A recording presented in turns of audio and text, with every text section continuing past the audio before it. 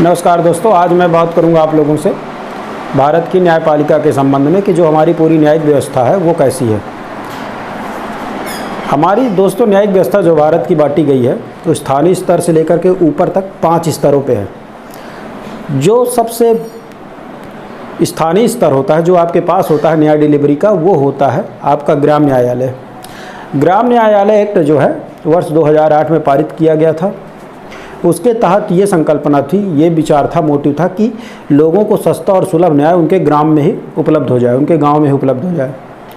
गांधी जी चाहते हैं कि अंत्योदय के लिए न्याय बहुत ज़रूरी है और न्याय जो है सस्ता और सर्वसुलभ हो, गांव में ही सभी के लिए उपलब्ध हो, उसको ज़्यादा दूर ना जाना पड़े, ज़्यादा एक्सपेंसिव ना हो। इसी के तहत संविधान निर्माताओं ने नीति निर्देशक सिद्धांत के तहत आर्टिकल 39 में बी में ये अमेंड किया है कि लोगों को निःशुल्क विधिक सहायता उपलब्ध कराई जाए कोर्ट के द्वारा, अगर वो अफोर्ड नहीं कर सकता है। इसी तरीके से अगर गांव के स्तर पे छोटे मामले होते हैं, जो सिविल मामले होते हैं या आपराधिक मामले होते हैं, आपको पता है कि अपराध की प्रवृत्ति जो होती है वो 2 तरह की होती है। या तो मामला ज़मीन का विवाद होता है या पैसे का होता है, या तो आपराधिक कृत्य कोई होता है। तो छोटे मामलों को जिनमें 2 या 3 साल तक की सज़ा होती है, उसके लिए जो है गांवों में ही लोगों को न्याय उपलब्ध कराने की मंशा है सरकार की। इसके तहत वर्ष 2008 में ग्राम न्यायालय एक्ट जो है पारित किया गया था। लेकिन कहीं ना कहीं राज्य सरकारों की, केंद्र सरकार की या हाई कोर्ट की, स्टेट की जो हाई कोर्ट की होती है, उनकी एक अनिच्छा के चलते या कहीं ना कहीं सरकार के द्वारा वित्तीय मदद या ढांचा न उपलब्ध कराने के कारण ये योजना जो है अभी मूर्त रूप लेने में असमर्थ रही है। अभी मूर्त रूप नहीं, कुछ ही जगह पर, बहुत कम जगह पर ग्राम न्यायालय भी स्थापित हुआ है। आप अपने गांव में देखते होंगे दोस्तों कि वहां पर पंचायत भवन बना हुआ है। पंचायत भवन एज ए लेजिस्लेटर बॉडी होती है, विधायिका टाइप का स्ट्रक्चर होता है। लेकिन जो ग्राम न्यायालय की एक बिल्डिंग बननी चाहिए, अमूमन जो इस कानून के तहत आ गया है, जो बननी चाहिए, हो सकता है संभवतः धीरे धीरे ये बने, आगे सरकारों का ध्यान इस ओर जाए, तो ग्राम न्यायालय की बिल्डिंग बननी चाहिए। अब इसमें जो व्यवहारिक दिक्कतें जो आ रही है, ग्राम न्यायालय की योजना जो परवान नहीं चढ़ रही, उसमें दिक्कत ये आ रही कि गांव में जज कौन किसको बनाया जाएगा, कैसे उसका एग्ज़ाम लिया जाएगा, जज की नियुक्ति क्या होगी, कैसा क्राइटेरिया होगा, गांव में वकील कौन से प्रैक्टिस करने जाएगा, क्योंकि आपको पता है कि मामला छोटा होगा और गांव में वकील की फ़ीस देना, और गांव के छोटे मोटे लड़ाई झगड़ा, नाली का विवाद हो गया या हल्के फुल्के मारपीट के केस आ गए, तो उसमें कौन सा वकील जाएगा, उसकी फ़ीस क्या दी जाएगी। तो वहाँ पर एक आर्थिक जो होता है ना कि लोगों को अपना बहुत ज़्यादा भविष्य नहीं दिख रहा है। और गांवों में जा कर के पढ़ा लिखा आदमी तो कोई काम करना नहीं चाहता कि मैं वकील हूँ भैया, अपने गांव में प्रैक्टिस करता हूँ। तो खैर ग्राम न्यायालय जो होते ही ऐसो संकल्पना है, आगामी भविष्य हम देखेंगे कि सभी गाँवों में एक ग्राम न्यायालय की स्थापना हो जाएगी, जहाँ लोगों को छोटे मामलों में त्वरित न्याय मिल जाएगा, जिसके लिए उसको शहर नहीं जाना पड़ेगा, दूर दराज नहीं जाना पड़ेगा, उसका आर्थिक बोझ कम होगा। दोस्तों, ग्राम न्यायालय के ऊपर जो दूसरा स्ट्रक्चर होता है न्याय डिलीवरी का, वो होता है तहसील स्तर का न्यायालय होता है। तहसील स्तर का न्यायालय बेसिकली परामर्शी न्यायालय होता है। यहाँ पर 2 तरह के अधिकारी बैठते हैं। सिविल मामलों को लेकर के बैठते हैं एसडीएम, तहसीलदार साहब मेन होते हैं, और तहसीलदार साहब या बड़ा तहसील का एरिया है तो कहीं कहीं सब डिविजनल मजिस्ट्रेट एसडीएम साहब भी बैठते हैं।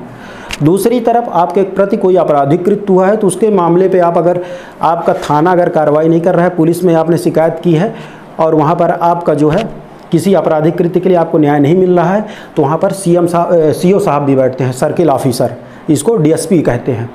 तो आपका ज़मीन का कोई मामला है, आपका रजिस्ट्री कागज़ नहीं हो पा रही है, आपको मुआवजा नहीं मिल पा रहा है, लेखपाल के द्वारा आपका कार्य में सहयोग नहीं किया जा रहा है, तो आप तहसील में जा करके तहसीलदार या एसडीएम साहब से शिकायत कर सकते हैं। या आपका कोई आपराधिक कृत्य हुआ है, आपको किसी ने मार पीट दिया या कोई भी आपके साथ अपराध हुआ है, तो आपको अगर न्याय में आपका थाना अगर सहयोग नहीं कर रहा है, एफआईआर नहीं दर्ज हो रही है, तो आप सीओ साहब, डीएसपी साहब से शिकायत कर सकते हैं। तहसील दिवस, अक्सर आपने हमेशा सुना होगा कि तहसील दिवस जो होता है वो किसी दिन विशेष मनाया जाता है, जैसे यहाँ मंगलवार को मनाया जाता है, तो वहाँ पर आप जाकर अपनी शिकायत कर सकते हैं, तो आपको न्याय मिलेगा। तीसरा जो स्तर होता है वो जिला न्यायालय होता है, जिसे कचहरी बोलते हैं, जिला न्यायालय होता है। जिले न्यायालय में भी 2 तरीके की अपनी कोर्ट होती है। एक सिविल मामलों के लिए, ज़मीन जायदाद प्रॉपर्टी से संबंधित मामलों के लिए आपका सिविल न्यायालय होता है, और आपराधिक मामलों के लिए जो होता है वो सत्र न्यायालय होता है, सेशन कोर्ट बोलते हैं। यहाँ पर सिविल मामलों में सबसे छोटा 3 साल छोटे मामलों को देखने के लिए आपका मुंसिफ जज होते हैं, जिनकी नियुक्ति लोक सेवा आयोग के द्वारा होती है। उसके ऊपर आपका जो जिला जज होता है सिविल मामलों को लेकर के। इधर आपराधिक मामलों में दंडाधिकारी होते हैं जो 7 साल तक के आपराधिक मामलों में सज़ा दे सकते हैं। उसके ऊपर जो होता है वो जिला जज होता है, एडीजे होता है, एडिशनल डिस्ट्रिक्ट जज होता है। उसके ऊपर जिला जज होता है जो सत्र न्यायाधीश भी बोलते हैं। सत्र न्यायाधीश एक ही व्यक्ति होता है। वो जब सिविल मामलों की मामले में सुनवाई करता है तो वो जिला जज के तौर पे, सिविल मामलों के जिला जज के तौर पे काम करता है। और वही आपराधिक मामलों को अगर वो जब देखता है तो वो सेशन कोर्ट का जज होता है, सुप्रीम होता है। तो जिले की सबसे बड़ी आपराधिक न्यायालय जो होती है वो सेशन कोर्ट होती है। ये व्यक्ति को आजीवन कारावास से लेकर के फांसी तक की सज़ा दे दी जाती है। लेकिन इस कोर्ट ने कभी किसी को फांसी की सज़ा दी गई है तो या आजीवन कारावास की सज़ा दी गई है तो वो उसको जो अप्रूवल जो मिलता है वो हाई कोर्ट की तरफ से मिलता है। ये नहीं कि इन्होंने सज़ा दे दी और डायरेक्ट जो है फांसी पे लटका दिया, अगर अगले ने अपील नहीं की हाई कोर्ट और सुप्रीम कोर्ट में, नहीं, उसकी जो है वेरीफाई किया जाएगा इसके डिसीजन पे कि इसने किस बेस पे इसको आजीवन कारावास दिया है या फांसी की सज़ा दी है। तो ये लाइफ टर्म तक दे सकते हैं सज़ा। अब इसके बाद जो होता है, जिले के बाद अगर आपको न्याय नहीं मिला है, आपको चाहे सिविल मामला हो आपका जुड़ा हुआ न्याय पाने के लिए और चाहे आपका आपराधिक मामला हो, उसके बाद आप जिले के बाद आप अपील करते हैं हाई कोर्ट में। हर प्रदेश में एक हाई कोर्ट होता है। देश में लगभग 25 हाई कोर्ट हैं। केंद्र शासित प्रदेशों में सिर्फ दिल्ली के पास अपना हाई कोर्ट है। हाई कोर्टों में जजों की संख्या उस जिले के प्रदेश की आबादी के अनुसार होती है। जैसे उत्तर प्रदेश बहुत बड़ा स्टेट है तो यहाँ इसका हाई कोर्ट इलाहाबाद में है और इसमें लगभग 160 जजेस हैं। इसी तरह गुवाहाटी हाई कोर्ट है जो छोटा है, इलाका नॉर्थ ईस्ट का कवर करता है, वहाँ जजों की संख्या कम होगी। तो जजों की संख्या उसी हिसाब से वरी करती रहती है। हाई कोर्ट के मामलों के बाद फिर आप जाते हो सीधा सुप्रीम कोर्ट में। हाई कोर्ट से भी अगर आपको लगता है कि आपके साथ अन्याय हुआ है, वहाँ भी आपको न्याय नहीं मिला है, तो आप फिर सीधा भारत के उच्चतम न्यायालय में जाते हैं। और उच्चतम न्यायालय अंतिम अपीली न्यायालय होता है।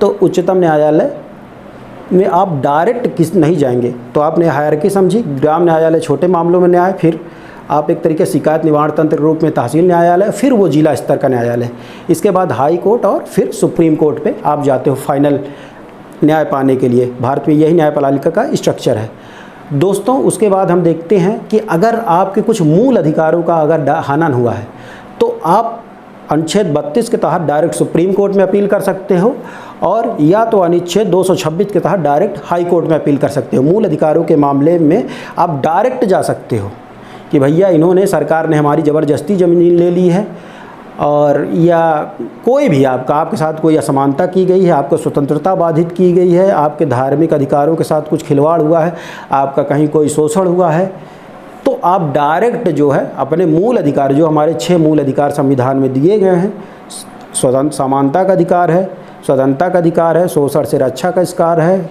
और आपका धार्मिक स्वतंत्रता है, सांस्कृतिक और शिक्षा वाली स्वतंत्रता है, और इन सब मामलों की सुरक्षा के लिए आप डायरेक्ट अप्रोच कर सकते हैं हाई कोर्ट और सुप्रीम कोर्ट। इसके साथ ही दोस्तों ये 5 स्तर होने के साथ हमारी देश में न्याय प्रणाली के साथ ही एक ट्रिब्यूनल प्रणाली भी व्यवस्था करती है। ये हाई कोर्ट के कार्यों को, न्याय व्यवस्था के बोझ को कम करने के लिए हमने ट्रिब्यूनल बनाया है। ट्रिब्यूनल जो होती है वो विशेषज्ञता प्राप्त जजों का समूह होता है। जैसे सपोज करिए कि कोई कंपनी जो होती है वो बैंकरप्ट हो गई, पूरा लोन में जा चुकी है, बैठ गई है, तो अब उसको बैंक से कैसे, लोन से कैसे निकालना है, उसको कैसे रिवाइव करना है, उसकी नीलामी करना है, कैसे उसको फिर मार्केट में लाना है, उसको फिर पैसा डाला जा सकता है। तो इसके लिए जो होता है, इसकी जो स्पेशलाइजेशन, जिसको आर्थिक मामलों में जानकारी होगी, कंपनी कानूनों की अच्छी जानकारी होगी, तो उसके लिए हम ट्रिब्यूनल जैसी व्यवस्था करते हैं। संविधान के अनुच्छेद 323 और ए और 323 बी के तहत ट्रिब्यूनल की व्यवस्था की गई है। इस संवैधानिक संस्थाओं का इनको दर्जा दिया गया है। तो उसके लिए क्या होता है, डेप्ट ट्रिब्यूनल हो गया है, और उसके साथ ही टैक्स मामलों को निपटारे के लिए उसमें कुछ स्पेशलाइज लोगों की ज़रूरत है, तो टैक्स के लिए ट्रिब्यूनल बनाई गई है। ट्रिब्यूनल के बाद अगर आप मामलों से अगर आप संतुष्ट नहीं हैं तब हाई कोर्ट में अपील कर सकते हैं। कुछ ट्रिब्यूनल के मामलों में के डिसीजन से आप संतुष्ट नहीं है तो आप डायरेक्ट सुप्रीम कोर्ट भी अप्रोच कर सकते हैं। जैसे बिजली के मामलों के लिए एक्सपर्ट लोगों की ट्रिब्यूनल बिजली हो गई। रेलवे के मामलों में आप हैं, अगर आपको कोई दिक्कत है तो उसका अपना ट्रिब्यूनल होता है। टेलीकॉम डिपार्टमेंट का अपना ट्रिब्यूनल होता है। कस्टम और एक्साइज ड्यूटी के प्रॉब्लम जहाँ होती है उनका अपना ट्रिब्यूनल होता है। CAT जो होता है, सेंट्रल एडमिनिस्ट्रेटिव ट्रिब्यूनल होता है, केंद्रीय कर्मचारियों को अगर कहीं कोई दिक्कत होती है, उनके वेतन, पेंशन, छुट्टी से लेकर कोई प्रॉब्लम होती है तो CAT को अप्रोच कर सकते हैं। उसके बाद वो डायरेक्ट हाई कोर्ट और सुप्रीम कोर्ट जाते हैं। तो दोस्तों आपने देख लिया, ट्रिब्यूनल बेसिकली अर्धन्यायिक निकाय होते हैं। ये हाई कोर्ट 1986 के बाद इनका गठन किया गया था। तो अब जो है आप देख रहे हैं कि एक सीधा स्ट्रक्चर, भारत का 5 स्तरीय न्यायिक ढांचा है। आपका अपना ग्राम न्यायालय, फिर तहसील स्तर पे, तहसील बाद जिला, जिला के बाद हाई कोर्ट, हाई के बाद सुप्रीम कोर्ट। और इधर कुछ स्पेसिफिक मामलों में, जैसा मैंने बता दिया है पहले ही, उस मामलों में ट्रिब्यूनल्स का गठन किया जाता है। ट्रिब्यूनल के निर्णय से आप संतुष्ट नहीं हैं तो फिर आप हाई कोर्ट जाएंगे और हाई कोर्ट के बाद सुप्रीम कोर्ट जाएंगे। नमस्कार दोस्तों, आज मैंने आपको जल्दी से जल्दी न्यायिक व्यवस्था के बारे में बताने की कोशिश की है। आपको अगर लगातार वीडियो पसंद आ रहा है तो आप चैनल को सब्सक्राइब करिए, लाइक करिए, शेयर करिए, आगे बढ़ाइए। Thank you very much.